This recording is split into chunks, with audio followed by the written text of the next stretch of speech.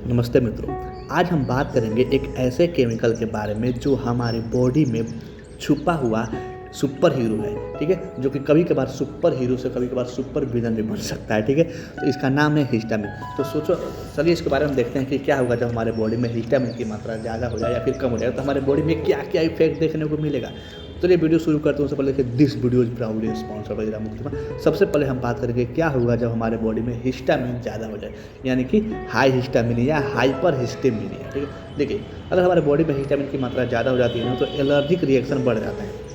जैसे हिस्टामिन जो होता है ना, एलर्जी के लिए रिस्पॉन्सिबल होता है, और अगर ज़्यादा हो जाए तो नेजल कंजेशन, ईचिंग, वेटरी आई और स्किन रेसेस भी हो सकता है। उसके बाद से जो होता है हमारा स्किन में फ्लशिंग और रेडनेस होने लगता है। जैसे हाई हिस्टामिन से ब्लड वेसल जो होता है ना, वो डायलेट हो जाती है। ब्लड वेसल डायलेट हो जाता है तो फेस या फिर बॉडी में रेडनेस या फिर सडन विथ वार्म, मतलब क्या है, वार्मथ भी फील होने लगता है, ठीक है। ये पता ना क्या लिखा है यार, मेरी इंग्लिश बहुत कम है, सोच रहा हूँ इंग्लिश की कोचिंग कर रहा हूँ। उसके बाद से जो है हमारे में हेडेक एंड माइग्रेन भी काफ़ी ट्रिगर होने लगता है। जैसे ब्रेन में क्या होगा ना, एक्सेस हिस्टामिन से ब्लड वेसल जो होता है ना, वो एक्सपेंड हो जाती है, जो कि हेडेक और माइग्रेन ट्रिगर कर सकता है, लेकिन हो सकता है मे बी।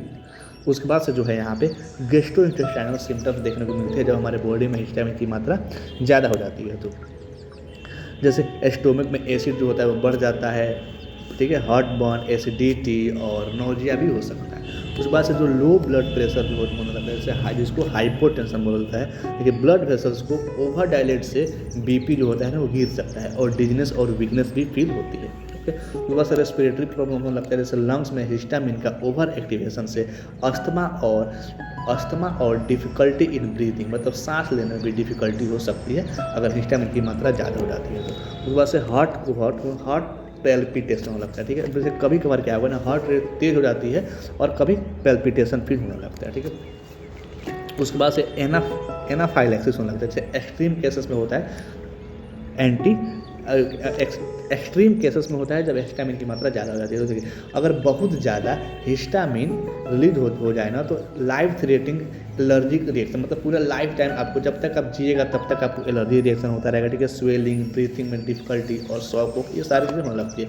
ये रेयर होता है बट कभी कभी हो सकता है, एनाफाइलैक्सिस होता है, ठीक है। उस बात देखिए, अब यहाँ पे बात करेंगे क्या होगा जब हमारे बॉडी में हिस्टामिन की मात्रा कम हो जाती है। जब हमारे बॉडी में हिस्टामिन की मात्रा कम हो जाती है ना, उसको बोलते हैं हिस्टामिन डेफिशिएंसी, ठीक है, या फिर लो हिस्टामिन, ठीक। इसमें क्या होगा ना, जो इम्यून रिस्पॉन्स होता है ना, वो वीक हो जाती है। हिस्टामिन इन्फेक्शन का खिलाफ इम्यून सिग्नल भेजता है, ठीक है। जो इन्फेक्शन हो गया है ना, उसके खिलाफ क्या करता है, इम्यून सिग्नल भेजता है, ठीक है। और हमारे बॉडी में हिस्टामिन की मात्रा कम हो जाती है ना, तो बॉडी कम हो जाती है ना, तो बॉडी जो है ना, वो बैक्टीरियल और वायरल इन्फेक्शन से इजीली जो होता है ना, वो फाइट नहीं कर पाती है, ठीक है। उसके बाद से हम बात करेंगे ड्राउजीनेस और फैटिग।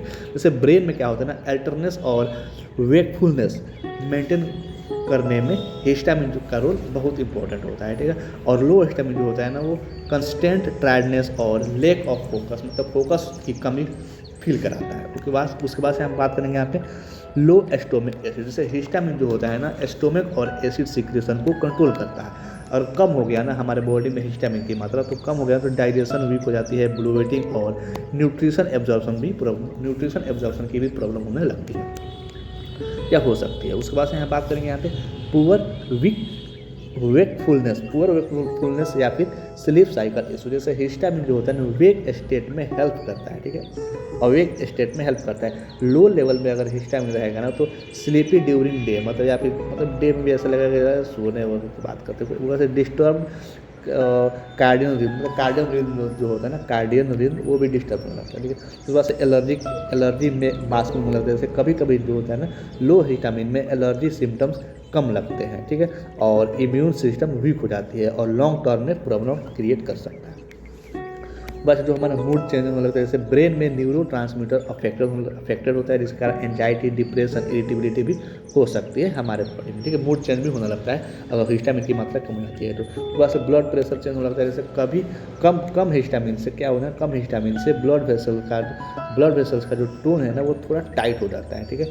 और टोन टाइट होगा तो ओकेजनली हाई बीपी फील हो सकता है। जब ब्लड वेसल्स टाइट हो जाएगा ना, तो आपको बीपी जो है कभी कभार हाई फील हो सकता है। तो देखिए, नॉर्मल जो हिस्टामिन का जो लेवल होता है ना हमारे बॉडी में 0.3 से 1 नैनोग्राम नैनोग्राम पर मिलीलीटर होता है इन ब्लड में, ठीक है। अप्रोक्स इतना होता है Ng पर ml, 0.3 से 1 Ng पर ml होता है, ठीक है। हिस्टामिन बैलेंस बहुत इंपॉर्टेंट है, ज़्यादा हुआ तभी प्रॉब्लम, कम हुआ तभी प्रॉब्लम। लाइफ में भी चाहे कुछ भी चीज़ ज़्यादा हो कम हो तो प्रॉब्लम क्रिएट कर सकता है। तो आज हमने देखा कि हिस्टामिन का एक लेवल बहुत ही हमारे बॉडी में बहुत ही इंपॉर्टेंट है, अमेजिंग होता है, ठीक है। अगर इसका लेवल कम हो गया तो हमारे बॉडी में तो फिर ज़्यादा इफेक्ट पड़ता है, कम इफेक्ट पड़ता है, और अगर हिस्टामिन की मात्रा ज़्यादा हो गई तभी ज़्यादा कुछ इफेक्ट हमको देखने को मिलता है, ठीक है। उसके बाद अगर कहीं आपको लगा हो कि नहीं यहाँ तो कुछ गलत इन्फॉर्मेशन दिया गया है तो आप चाहे तो कमेंट करके बता सकते हैं। उसके बाद से MCQ लगा सकते हैं, जो कमेंट वाला सेक्शन है वहाँ पर भी, जो कम्युनिटी वाला सेक्शन है वहाँ पर भी इसमें से मैं 2 ही क्वेश्चन पोस्ट करूँगा, बाकी आप चाहे तो यहाँ पर वीडियो को पॉज करके देख सकते हैं, MCQ लगा सकते हैं। इससे कंसेप्ट क्लियर होता है। दूसरा क्या, मिलते हैं कल एक नए टॉपिक और नए वीडियो के साथ, तब तक के लिए thanks for watching this video.